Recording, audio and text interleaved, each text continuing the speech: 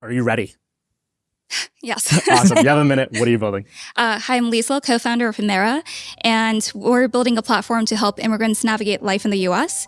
And I came to the U.S. 10 years ago as a student, like many others, in search of education and opportunity. And I built my first company while on a student visa, raised over $9 million in venture funding for it, and know firsthand how critical it is to get the right guidance in your journey. Unfortunately, for many immigrants, they don't get the right guidance while they still have their privilege of time. And for so many people who are on temporary visas, you need to make informed decisions quickly, and that can alter your entire life trajectory. So we're building a platform to solve for that. We provide personalized guidance at every stage of your journey as an immigrant. And we also partner with all types of services across banking, housing, healthcare, legal services, and streamline access to them all under one roof, and want to be the go-to platform for millions of immigrants building a life in the U.S. Awesome. Well done. Under a minute. Yeah. I'll start with a question maybe to kick us off. Again, we've chatted a little bit about it, so I have some context here. I think a lot of these sorts of products targeted are not going to find an unwanting crowd, as in there's an audience who is seeking other services, seeking answers and all this other stuff. And whenever I think about founder going for that sort of a solution, it's kind of like, what are you not? When you think about like the user journey here, I can imagine so many of the things that you hinted at, and I can probably like imagine a little bit of the roadmap for the next 2 or 3 years. Yeah. Where might it be surprising that you're deciding to say, hey, here's what I'm not building for immigrants. Here's where we're not going to provide them guidance. And I'm, not just like passing to service providers, but almost where in the journey does this stop?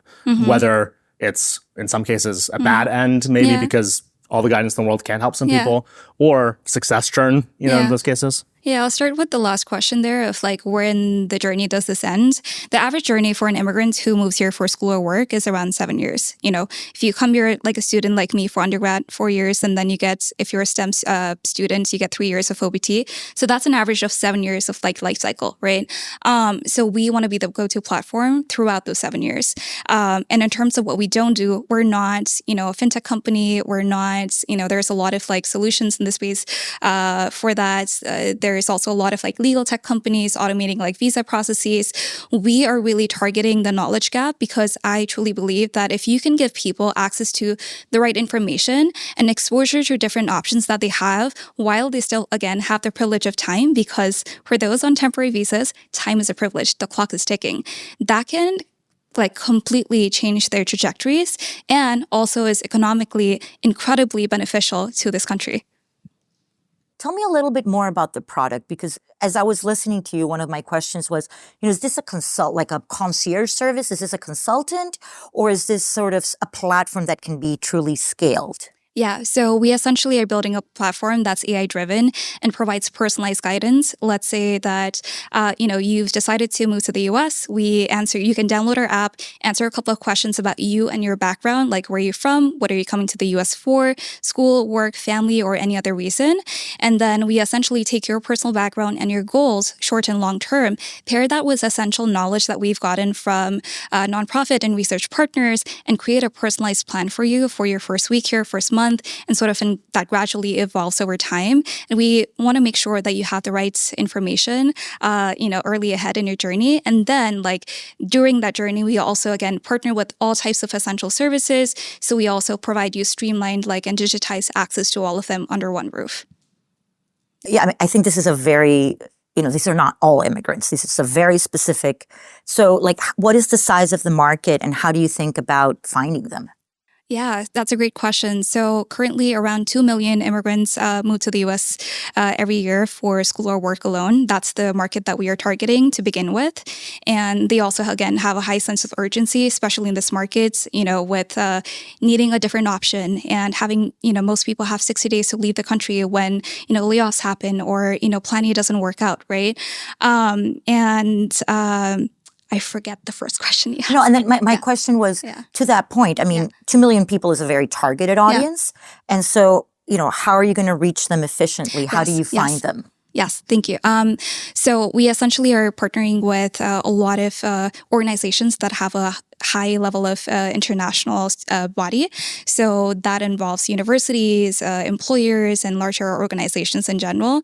So we actually, when we started building this company this summer, so we're pretty early in that, we started by talking to a lot of universities in my last companies to sell to them. Now I don't have to sell to them. I just have to partner with them, which is a much easier conversation to have. And yeah, we're just going through them and basically, giving them a solution that, they really like, because there are so many areas where a university can't come in and guide you on, or employer isn't going to help you with, right? And when you arrive, you don't have a social security number, a credit history, finding housing, all the things, right? I really love this point. By the way, I just want to pause on it, on this idea of the incentive alignment with universities and employers who want the best for these people, but they either have to stop. I'm sure there's some regulatory burdens for them helping, but then also they probably want to stop. There are times for agencies, we provide Hollywood-style representation for tech talent and even managing careers. There were people who had visa issues where I told them as a service provider, I'm like, hey, we're a small startup providing career management for tech talent for the first time. You're actually making me nervous with your burden. I'm not sure that we're I can answer your questions, exactly. And there's a legal liability, of and course. The same thing with the university or an employer. It's I love this point. And so when you're telling the story, I think maybe as you're talking about these channel partners, talk about that incentive alignment and where they're just completely hamstrung. There are going to be people who get it naturally. Yeah. But I think that's really key, because so many people could be skeptical, to your point of even kind of saying universities were hard to sell to in your last startup. Universities and employers are so difficult as a kind of partner. And so I think that can really be your wedge to helping people understand your go-to-market. Yeah, exactly. And so again, for universities, for example, conversations that we've had, they really like the fact that we're able to guide students in a lot of areas where they can't. So they can't tell you which bank account to open, where to go for, where to find housing, for example, or a lot of advisors also, they haven't been in your shoes. They might be great advisors in general, but they might not be internationals or immigrants themselves. And there's also a lot of nuance of if you're an immigrant from China versus an immigrant from Russia versus an immigrant from Brazil, right? There might be nuance. Can you talk a little bit about the business model and how do you make money and how you think about making money today and, at scale? Yeah, so we make money two ways. One is through our subscription model. So we basically tell you what you need to know, basic information for free. But then we really help you provide personalized guidance and automate a lot of the tasks in between under our subscription model. And then the second way that we also make money is through our partnerships. So for all of the different essential services that we're partnered with across banking, healthcare, legal services, we get a fee for each client that we refer. How much is an annual subscription? So we have monthly and annual. Monthly really because we want to make it accessible for the vast majority of people, and especially because we also are targeting students as well as those who come for work. We want to make sure that roughly how much is it a year? Around $100 a year. I mean, I do think that's going to be a challenge for you in raising capital from venture funding, because if you're talking 2 million people and it's $100, how do you scale that to a $100 million business, right? You got to think a little bit of the top down. So that would be one thing that I would call out, is thinking through, I think there's some startups that have done very successfully targeting, I'm forgetting the name, but there's a startup that specifically targets payments, so that if parents from abroad want to pay for colleges and don't have a US bank account, they're able to do it. So they're in very large flows of capital and are able to get very large dollars, even though it's a small population. I think what's going to be challenging for you is just thinking about the revenue model. Okay, 2 million people, $100 each. How do you get to a bigger number? Yeah, so actually the 2 million is new immigrants coming to the U.S. every year. Okay. And there's around over 40 million immigrants in the U.S. alone. I think in the workforce alone, there's around 22 legal immigrants, 30 million total. So there is a larger market. So we will be meeting people at different points of their journey.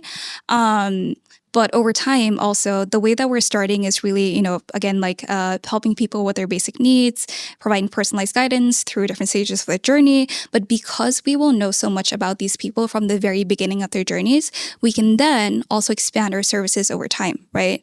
And we can automate a lot of paperwork, legal and otherwise. And we really see that, as a great way of scaling in the future.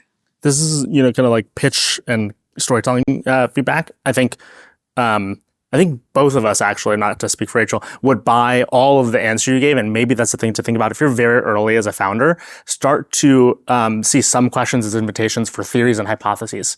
So I would have loved to hear you rather than answer, and you like directly forced her to answer too. So it's this funny moment where I would have even further dodged and been a politician, but say, hey, look, I think the starting price point we're targeting is $10 a month to $100 annually, but there are a couple hypotheses we have around whether there's a success fee, and probably not, but like whether there's further opportunity for getting those cash flows, service providers. And so like sometimes I think if you're in that very early stage, take people out of, investors have like this drill down mindset, and you have to like lurch them out of it for a moment. Yeah. And I think that the other thing that I would give you feedback on is I think you did a good job of telling me, because honestly, when you're telling me it's 2 million people, I'm like, nobody's going to get 100% market share. So how big can this thing get? I mean, is she going to have 100,000 people and that's it, right? Yeah. 10% of the market, but now you're explaining a bigger opportunity. So maybe there's a way, even when I asked you about the size of the market, to sort of frame it a little bigger, so that it gets a little bit more exciting. 40 million existing, 2 million inflow every single year. And that would something like that. Yes. So here's a big question for me. I don't know if it's big. What's the variance? And feel free to use a hero story or something in terms of the choices someone might make. I come from an immigrant family, so I have some in my head, but I want you to share kind of what you think of, especially in the context of your product, in terms of they might go left, but with my product they might go right, and things turn out better. Describe some of that. Yeah, I can, I guess, use my own story as an example, because I came here as an immigrant, on a student visa. Statistically, I'm one of, a million immigrants on a student visa in the U.S., and less than a quarter of them actually managed to stay after graduating. So, I'm one of the 25%, even though, again, international students alone, they contribute over $40 billion to the U.S. economy. So one, my life could have gone like very differently. I was very grateful that I had, I was surrounded by the right people who knew the right information, and I sort of, got started on my path early, and I'm still here. But most people, again, don't have. A fantastic story. Where in that moment are you making a good choice that someone else could have made a bad choice?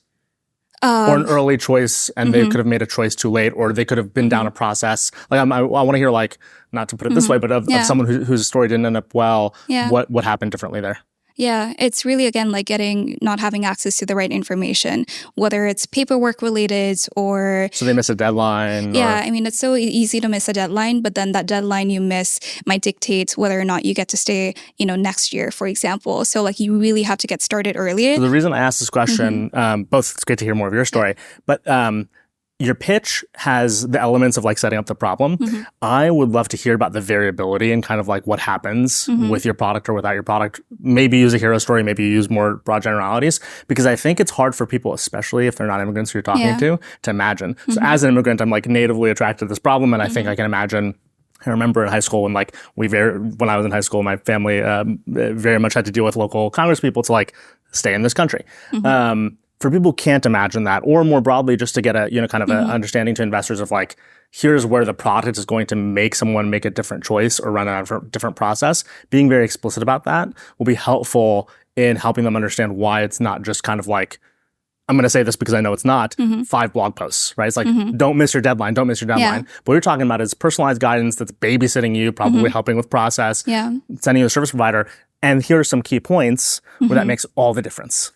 And that's like so huge, I think, and underrated, because we don't realize how much. There's a phrase I always use inside the company. My chief of staff, Kay, is going to make fun of me. I always say it goes with the wind. I might wake up in a bad mood. Someone doesn't get a job. You don't ask a follow-up question when you're getting coffee. You don't have whatever sort of milk you ask for, right? So like those trivialities are everything, I think, in this product. And the other thing I was going to say, again, coming from a subscription background, is how useful is your like? Is it a one and done? Like, do I just read 5 blog posts and I got all the information and I'm good? Or to the point of like, okay, yes, but there's you got to do this right before you graduate, or you got to think about these jobs. And then once you graduate, like every 2 or 3 months, every quarter, you've got to think about all these things. Right. And so telling that story of how your product is useful, not just in this specific point in time, but there's a whole journey that you're going to help them through. And that's why they'll stick around with you, makes it much more interesting. But in general, Liesel, this is a mission that we can all be behind. So good luck with it. Thanks for sharing. Thank you. Thank you for having me. Absolutely. Thank you.